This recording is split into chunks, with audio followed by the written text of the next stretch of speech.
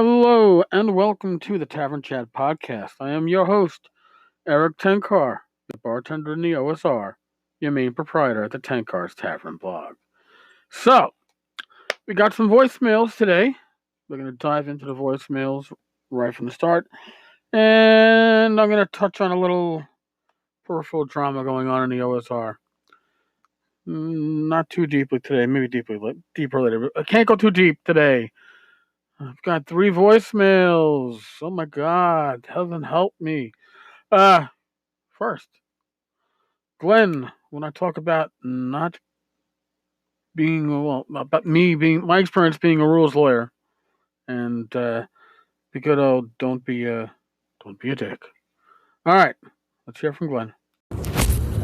Hey Eric, it's Old Man Grognard again. Listen to your last episode about your early convention and don't be a dick. Well, I'll tell you, you may have said you were a rules lawyer, but you used a spell that pretty much did what it said on the tin, and I don't see any fault with it if I was the DM. And as far as I'm concerned, I'd say don't be a dick to the DM who was running it. Because, you're just doing what players do. If you figured out, 1 and 1 makes 2, and if rock the mud, then I got to dispel magic. Hell, I'd use it that way. I'm sorry if I pissed in your Wheaties or something, but he's supposed to roll with it, man. I don't care if it's a convention or not. Okay, I don't advise people to be a dick. You weren't doing it. It didn't sound like you were doing it maliciously. Anyway, gotta go. Goodbye. Well, yeah, Glenn, I said don't be a dick applies to players, applies to DM, applies to everybody in gaming, and that's just a general rule in life, right? Maybe if others follow that, we wouldn't have the current drama going on in the OSR. But I digress. Next up, Rich and Joe the lawyer both talk about mundane spells. So I'm going to listen to both of them, and then I'll give a little feedback. Thank you. Hey Eric, I definitely think there's a place for mundane magic items and magic in a fantasy setting. I know D&D 5e has a couple of them incorporated. Prestidigitation is a really, really good one that incorporates like all kinds of little things. You might want to take a look at that. I think it's in the SDR. Sorry, the SRD. But I think in the rules light systems or the thinner systems that there's just not room for the bulk of spells that you could put in there, right? I know D&D 5e definitely says that these are not all the spells in the world, and I'm sure all the other rule books have some sort of hint towards that as well. I make up extra damage spells or extra crazy spells for my villains, so why can't I have extra cooking spells for my NPCs, right? Anyway, that's my thoughts on the subject. Take it easy. Eric, hey, Joe the lawyer. Want to touch base? That's good points, man, about basic mundane magic spells and things like that. In my opinion, AD&D's Art Arcana came out with cantrips. Remember that? And I thought that was well done because there was a lot of little things that you could do all the time. You know, and it cost, I think, 4 cantrips equaled 1 spell slot of a first level spell or something like that. So, but you could do any of them if you had them all. You could cast from with anything on that list. 5th edition does it differently now. You have unlimited cantrip use, but only a few cantrips, and plus there's damage dealing ones. And as you know, I don't like the damage dealing cantrips. I think cantrips should be like little things, like you make a flame come out of your thumb to light your pipe. Things like that are just neat. You clean something, you put something back together, a tiny thing like if you break a cup. Little things like that would be fun.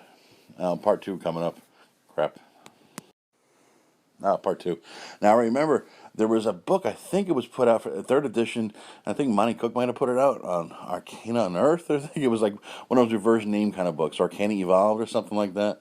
And they had a lot of good spells in there that were basic non-combat spells for magic users, wizards. I remember there was an umbrella spell, things like that. Of course, a wizard walking across town to go eat from his tower to his regular establishment. It's raining. He's gonna want a little umbrella over his head because it's cool. That's why, things like you could.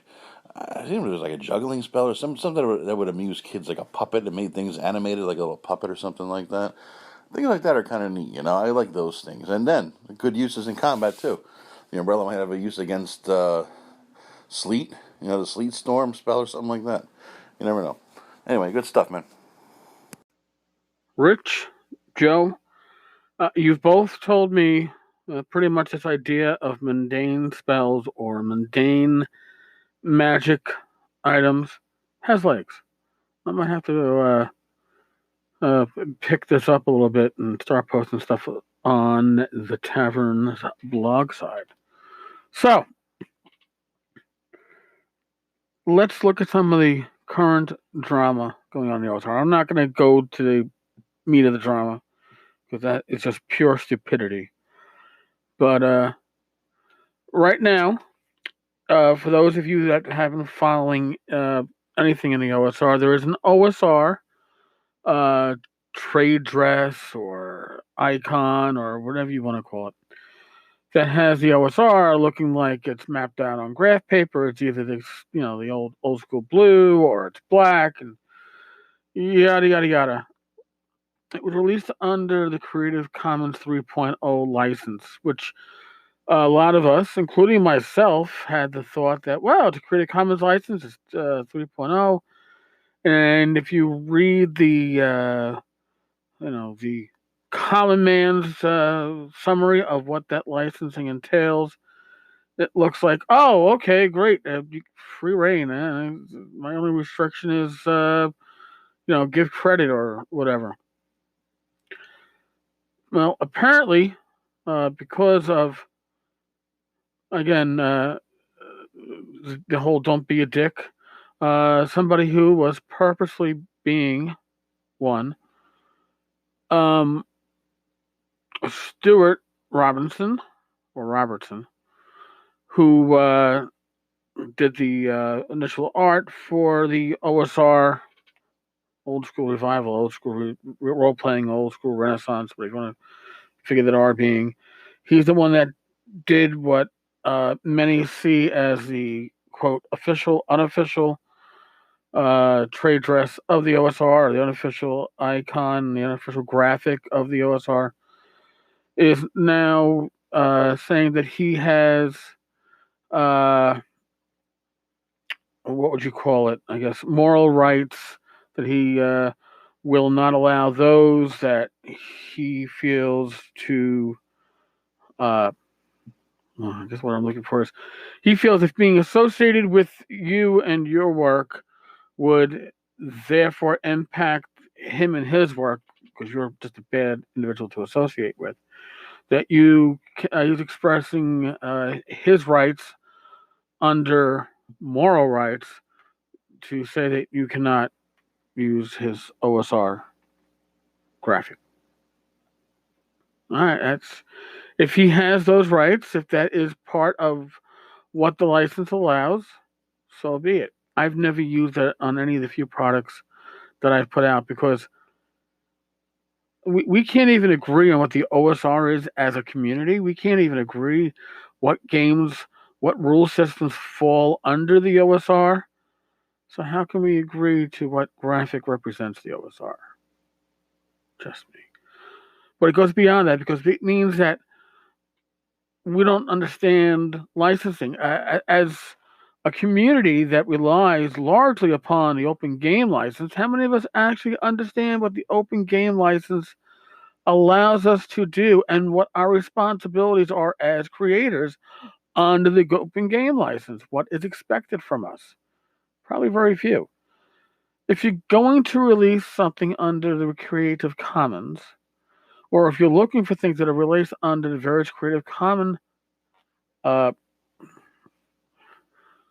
licensing, the 4.0 licensing does not make an exception for moral rights and other stuff. I'm not even sure if 3.0 actually fully made that exception, but it didn't expressly not make that exception or something like that. I don't know. But in any case, uh, this is telling me that I need to do an episode on Targa at some point. Those of you who've been around long enough in the OSR remember what Targa was, but it was, I guess in summary, It was uh, an attempt to steer the OSR, tamper down this beast that is willful and has a mind of its own. I've always believed that the OSR is a larger community, but it's also composed of smaller communities. And what is old school to me might not be old school to you. And why would this one graphic make a difference? Again, I don't look at it and I see it on a product and go, "Oh, right, it's old school." I do my research. Okay, not everybody puts that graphic on their stuff. Does old school like I think it does. Open up a fucking book, look at it, read it, figure out if it's the old school that appeals to you. Don't worry about the graphic. It's the same stupidity when they were looking, and when I say they, the community, the swords and wizardry community, or members of the swords and wizardry community, were looking for a graphic to represent swords and wizardry compatible without relying upon something from the frogs or Matt because they want something that they controlled. Long story short, and this is personal opinion, folks. I personally thought the graphic they came up with, which was I don't know, I think a winged wizard with a sword in his hand, the flame, looked like crap to me. Not my kind of thing that I would ever put on a product of mine. But now, Frog Eye Games has a compatibility graphic icon, whatever that you can put onto your products and show that it's compatible with Swords and Wizardry. You're never going to have that for the OSR. There is no authorizing board. There is no one person or group of people who control the OSR and can put the stamp of approval on it. So, again, Stewart putting restrictions on the use of his art, to me, it makes no difference. I wasn't using it anyway, and I never looked for it anywhere because it meant nothing to me. And that's nothing against Stewart. I think actually it's a decent looking piece of art. But it wasn't any kind of approval badge or compatibility badge that meant anything to me.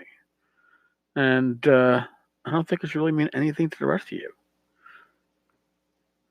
Judge use products, not based upon whether or not it's approved or, stamped with the OSR badge.